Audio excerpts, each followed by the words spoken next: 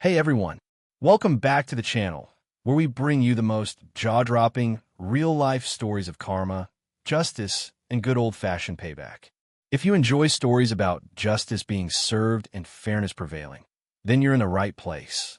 Make sure to hit that subscribe button, give this video a thumbs up, and turn on notifications so you never miss a single epic story. Today, we have a wild one for you.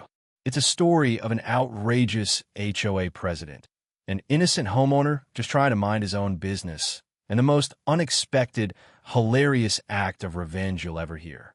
Trust me, you won't miss this. So grab some popcorn, sit back, and let's jump right into today's unbelievable saga. Have you ever woken up to find your backyard turned into a soap-covered disaster? Well, that's exactly what happened to me. It all started with bubbles, thousands upon thousands of them. They poured over the edges of my backyard pool like a foamy tidal wave, covering my deck in an endless sea of white. The thick, swirling mass didn't just stop there. Bubbles began creeping onto my lawn, curling around my patio furniture like some eerie, slow-moving flood. My flower beds were drowning in foam, and the scent of artificial lavender and citrus filled the air, overwhelming and nauseating. I stood frozen, struggling to comprehend what I was seeing. At first, I thought it had to be some bizarre chemical reaction. Maybe I had mixed the wrong pool treatments? Maybe an expired chlorine tablet had caused some freak reaction? But the sheer, unnatural volume of suds made that explanation impossible. It looked deliberate. Then, something else caught my eye, soapy streaks leading away from the pool, a thick, foamy residue clinging to the pavement. The early morning had an unusual stillness, with only the faint hum of distant traffic breaking the silence. A chill ran down my spine as I stepped forward, my instincts kicking in. Something felt off. My pulse quickened as I followed the soapy trail, my mind racing through worst-case scenarios. Who would do this? And why?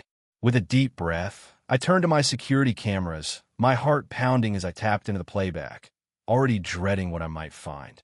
It looked like a sloppy crime scene, except the culprit had left an obvious trail. My pulse quickened as I followed the evidence, my instinct screaming that something wasn't right. And there she was, Karen, the self-proclaimed queen of the Homeowners Association, caught red-handed in the middle of the night. Homeowners associations, HOAs, are a hot topic in the U.S., often sparking debate. While they are meant to uphold community standards, many homeowners feel they overstep their boundaries, imposing unnecessary rules and fines. Karen was a textbook example of an HOA president drunk on power. On the screen, I watched in stunned fury as she brazenly dumped an entire industrial-sized box of detergent into my pool. She tilted the container, shaking it out to ensure every last bit dissolved into the water. Her actions were slow, methodical, almost ceremonial. The audacity of it left me speechless. Then, as if she had just done the neighborhood a tremendous favor, she nonchalantly tossed the empty box in her bag, patted herself on the back, and strutted away with the confidence of someone who thought she was invincible. My jaw clenched so hard I thought my teeth might crack. This wasn't an accident. This wasn't some harmless prank. Karen had deliberately vandalized my property, and she was proud of it. Worse, she clearly thought she could get away with it. For months, she had been waging a personal war against me, bombarding me with bogus citations and warnings, even though my home wasn't even part of the HOA. First, it was my patio furniture, apparently, wasn't the approved shade of beige. Then it was my mailbox, not up to community standards, whatever that meant. And of course, her personal favorite complaint, my lawn. Unlike my neighbors, I refused to poison my yard with chemicals to force it into a golf course-like perfection. In recent years, more homeowners have embraced natural lawns due to growing environmental concerns, making Karen's obsession with a chemically treated, perfectly uniform yard even more outdated and unreasonable. I let it grow naturally, embracing its lush, untamed beauty, and that drove Karen absolutely insane. But this was something else entirely. This wasn't about petty fines or self-important rules. This was an outright attack. She had destroyed my pool, my backyard oasis, the place I retreated to after long, exhausting days. She had crossed a line she could never uncross. And the worst part? She had done it with a smug sense of righteousness, as if she truly believed she had the authority to dictate how I live my life. I exhaled sharply, my fists clenching at my sides. Karen had played her hand, believing she was untouchable. But she had underestimated me, and she was about to find out just how badly she had miscalculated. I sat down at my kitchen table, opening my laptop with a single, focused goal. Karen was about to have a reckoning. I pulled up emails, neighborhood complaint forms, and legal documents I had been saving just in case she ever went too far. It was time to make sure that her reign of terror in our community came to a very public and very humiliating end. And by the time I was done, she wouldn't just regret messing with my pool. She'd regret ever thinking she could control me. Just as I was fuming, my best friend, Ryan, arrived. He took one look at my soap-filled backyard and nearly doubled over laughing. "Dude, did you install a hot tub overnight and forget to invite me?" He wheezed, clutching his stomach as he gasped for breath. I didn't even crack a smile. Instead, I pulled out my phone and pressed play on the security footage. His laughter cut off instantly. His eyes widened as he watched Karen dump an entire box of detergent into my pool, then shake out the empty container like she was adding the finishing touch to a masterpiece. "Oh, she's really outdone herself this time," he muttered, shaking his head in disbelief. "That's next-level crazy." "Yeah," I said, barely containing my fury, "and I'm about 5 seconds away from turning her yard into a swamp." Ryan's lips curled into a mischievous grin. He leaned in slightly, lowering his voice as if he was about to reveal a grand secret. "Actually, I've got a better idea, but you've got to trust me on this one. Think public spectacle, maximum embarrassment, and a lesson she'll never forget." I raised an eyebrow. "Oh," he nodded. "You know how Karen just loves to be the center of attention at HOA meetings?" That's when it hit me. Karen had a big HOA meeting later that day. A perfect stage to expose her. The community center was packed, as it always was when Karen had something to complain about. Rows of homeowners sat with weary expressions, listening to her drone on about community standards. As I was saying, she announced in her usual smug tone, "We must enforce stricter visual guidelines for our neighborhood. Some people," her eyes flicked to me with barely concealed contempt, "think they are above the rules." I stood up, holding my phone up high. "I have a question, Karen. Would you say that dumping industrial-strength detergent into someone's private pool qualifies as a violation?" A ripple of murmurs spread through the crowd. I saw some of my neighbors straighten in their chairs, their curiosity piqued. Karen's smile didn't waver, but I saw the slight twitch in her fingers gripping her clipboard. "I don't know what you're implying," she said, feigning innocence. "If you're referring to that little incident with your pool, I was merely helping maintain neighborhood cleanliness. You should be thanking me." I took a deep breath, keeping my voice calm and even. "Karen, I have security footage of you doing it." A few snickers came from the back of the room. Karen's confident facade cracked just slightly. "Well," she said, recovering quickly, "perhaps this is a sign you should redesign your pool to better fit community aesthetics." Ryan leaned over and whispered, "Oh, she's good. Evil but good." I turned back to the crowd. "Raise your hand if you think Karen is completely full of it." Half the room chuckled, but before anyone could respond, Karen cut in sharply. "That's enough. If you have an issue, file a complaint properly." Ryan smirked, folding his arms. "Like you actually process complaints that aren't your own." More laughter rippled through the room. Even some of Karen's usual supporters looked amused, whispering to each other behind their hands. Karen might have thought she was getting away with it again. But I wasn't done yet. She had embarrassed me, disrespected my property, and thought she could continue her reign of terror without consequences. She had no idea what was coming next. That night, under the cover of darkness, Ryan and I got to work. My pool needed draining anyway. And what better place for all that soapy water to go than Karen's award-winning, perfectly manicured lawn? It was poetic justice. Her obsession with perfection would soon be ruined by her own actions. We carefully set up the hose, making sure it was positioned to release a slow, steady stream of soapy water directly onto her flower beds and lawn. Ryan, ever the strategist, suggested we paste the drainage so it wouldn't cause an immediate flood but would instead seep deep into the soil, leaving her with a surprise only visible by morning. As we worked, we whispered excitedly, stifling laughter at the thought of Karen's inevitable meltdown. The satisfaction was already setting in. As the night wore on, the thick soapy water spread, saturating her pristine grass and trickling into the surrounding areas. By the time we were done, her lawn had effectively become a giant bubble bath waiting for the first rays of sunlight to set off the spectacle. The next morning, chaos erupted. Karen's unmistakable shrieks shattered the early morning silence, making birds scatter from nearby trees. In the U.S., disputes with HOAs can often escalate into serious legal battles, with homeowners facing fines, property liens, or even lawsuits. But in this case, it wasn't just an HOA argument. Karen had created a public spectacle, and she was about to learn that her actions had real consequences.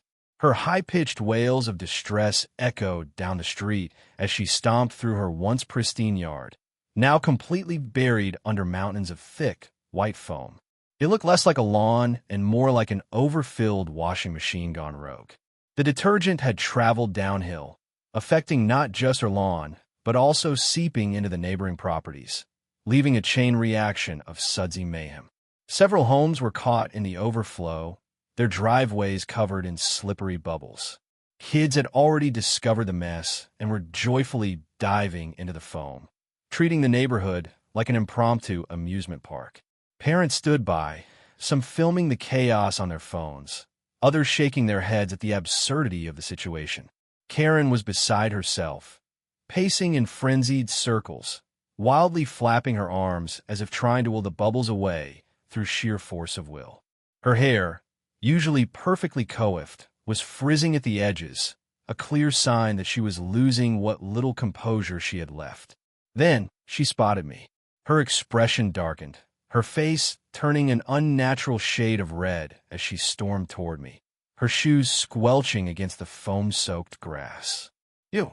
she shrieked, jabbing a furious finger in my direction. "This is your doing." I forced a look of exaggerated innocence, barely holding back a smirk. "Me? Karen, I simply drained my pool. If the soapy water ended up here, well, gravity works in mysterious ways." Her nostrils flared, and for a brief moment, I thought she might actually explode. Her rage was palpable, her hands clenched into fists at her sides. Meanwhile, Ryan stood beside me, struggling to contain his laughter as he whispered, "This is better than I imagined." Karen turned on her heel and stomped toward her house, already dialing numbers on her phone, no doubt planning to call everyone from the HOA board to the city authorities. But as she would soon find out, her problems were just beginning. She screeched about calling the HOA, the city, even the police. She rattled off complaints to anyone who would listen, her voice shrill with outrage, demanding immediate action. But when an inspector finally arrived, the situation took an even wilder turn. That night, after the chaos had settled, Ryan and I sat down at our laptops, determined to dig up every piece of dirt we could find on Karen. We scoured public records, online databases, and even old neighborhood complaints, searching for anything that could finally put an end to her reign. It was Ryan who struck gold first, his excited voice cutting through the silence. "Dude, you're gonna love this," he said, spinning his laptop toward me. What he had found was nothing short of explosive. As it turned out, Karen had been illegally siphoning city water for years to maintain her pristine, award-winning lawn. She had rerouted underground irrigation pipes, pulling directly from the main water line, essentially stealing thousands of gallons without paying a dime. The amount of unpaid fees and accumulated theft was staggering, adding up to tens of thousands of dollars over nearly a decade. When the inspector, a weary-looking man with a clipboard, listened to her rants before glancing at the stack of documents Ryan and I had gathered, his expression shifted from mild annoyance to complete disbelief. He flipped through the paperwork, checked the property records, and sighed heavily. Then, looking Karen dead in the eye, he delivered the news that would finally knock her off her pedestal. "Ma'am," he said, voice firm, This is serious. Unauthorized water use for nearly a decade. We're talking massive fines, possible legal repercussions, potential criminal charges if the city pursues them. The crowd, which had gathered to enjoy Karen's latest outburst, collectively gasped. Murmurs spread like wildfire. A few people whispered excitedly, while others smirked, reveling in the poetic justice of the moment. Karen's confidence, which had been an unshakable force in this neighborhood, visibly crumbled. Her face paled as she opened her mouth, but no words came out. Then, the final blow came. "We should hold a vote to remove her from the HOA," someone suggested loudly, sparking a murmur of agreement among the gathered neighbors. In many HOAs across the U.S., board members can be removed through a formal vote if enough homeowners petition for it. While the process typically involves written notices, meetings, and an official vote, Karen had made enough enemies that her removal was practically unanimous before any paperwork was even filed. Karen's head snapped up, her expression a mix of disbelief and sheer panic. "You can't do that. I'm the HOA," she shrieked, her voice cracking. A younger woman, one of the more reasonable and long-suffering members of the board, crossed her arms and stared Karen down. "Not anymore, you're not." Within minutes, the neighborhood reached a consensus. Karen was out. Her reign of terror was officially over. The same people she had ruled over with an iron fist, the ones she had fined, bullied, and belittled, were now voting her out of power. It was swift, decisive, and absolutely satisfying to watch. By the end of the day, Karen had not only lost her position in the HOA, but she was also slapped with massive fines, left to deal with a mountain of legal trouble, and standing alone in the middle of her ruined yard. Her lawn, the ultimate symbol of her superiority, was now a sudsy, soaking mess. The neighbors had moved on, too caught up in their own celebrations to pay her much mind. She was no longer the queen of the neighborhood. She was its biggest embarrassment. Ryan and I sat back on my porch, beers in hand, watching as the city officials packed up and drove away. He swirled his drink, staring at the mess Karen had left behind, then smirked. "Man, if I knew HOA drama was this entertaining, I would have bought a house here sooner." I chuckled, shaking my head. "Yeah, but then you'd have to deal with Karen on a daily basis." Ryan took a slow sip. "Fair point. Glad we got front row seats to the downfall, though. That was legendary." I exhaled, feeling a strange sense of peace wash over me. For the first time in a long time, this place actually feels like home again. The sun was beginning to set, casting a golden glow over the once chaotic scene.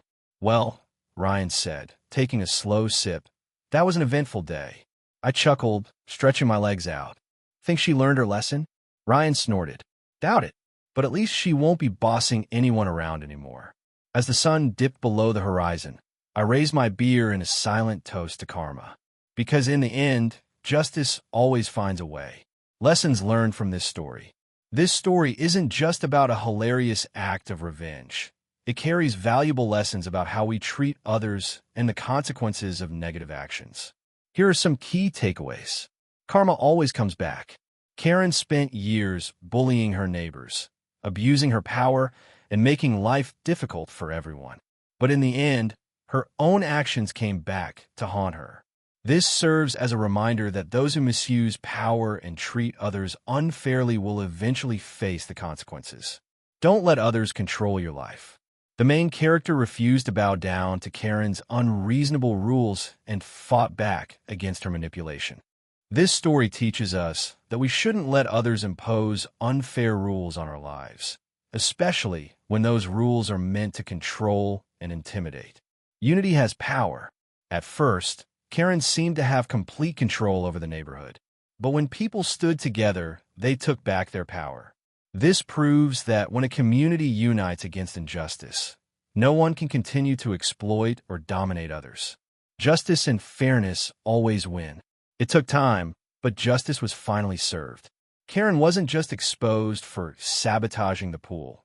She was also caught illegally siphoning city water for years. This is a powerful lesson that dishonesty and abuse of power won't last forever. Sooner or later, those who do wrong will have to pay the price. Personal perspective on this story. Personally, I think this is a perfect example of how to deal with entitled and controlling people. Sometimes, you don't need to stoop to their level. You just have to wait for the right moment to let justice take its course. The way the main character handled the situation was not only smart, but also entirely justified. He didn't act recklessly, but instead used patience and strategy to ensure Karen's downfall was entirely her own doing. We all encounter Karens in real life. People who love to enforce ridiculous rules, abuse their authority, and make life miserable for others. But this story is a great reminder that as long as you stand firm and act wisely, justice will eventually prevail. If you enjoy stories like this, full of drama, humor, and valuable life lessons, hit that follow and subscribe button for Story Precious. We bring you entertaining, emotional, and meaningful stories about kindness, patience, justice, and life's most important lessons. Don't forget to turn on notifications so you never miss a new video.